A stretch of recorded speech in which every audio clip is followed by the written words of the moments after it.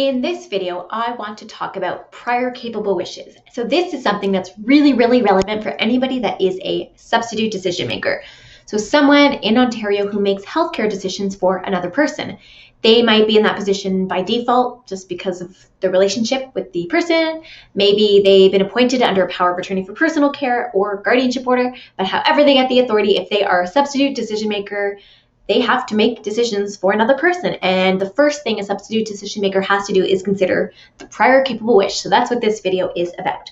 So under the Healthcare Consent Act, that is the law in Ontario that tells us almost everything we need to know about when can someone make their own decisions and what are the rules if you're deciding for another person. So under the Healthcare Consent Act, substitute decision makers are directed to consider the prior capable wish that is made by the patient.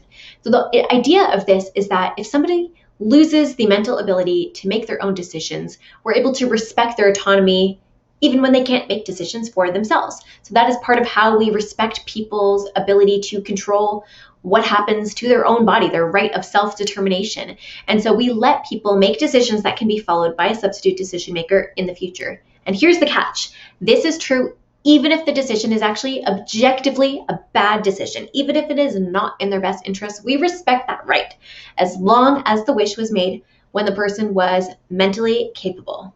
So there is a legal definition of capacity. I'm not going to get into that for this video, but they have to be mentally capable. Take that kind of at face value.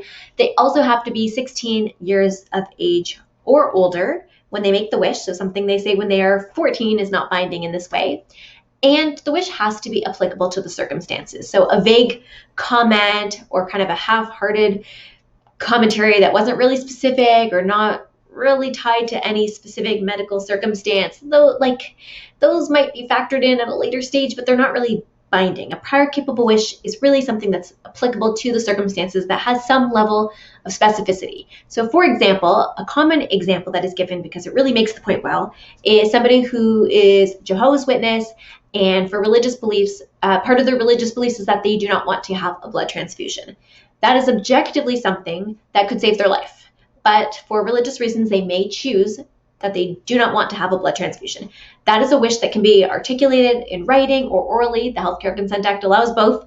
But however it's articulated, provided it is shared with that substitute decision maker, if in the future the person lacks the capacity to make their own decision and a substitute decision maker is asked, do you consent to a blood transfusion?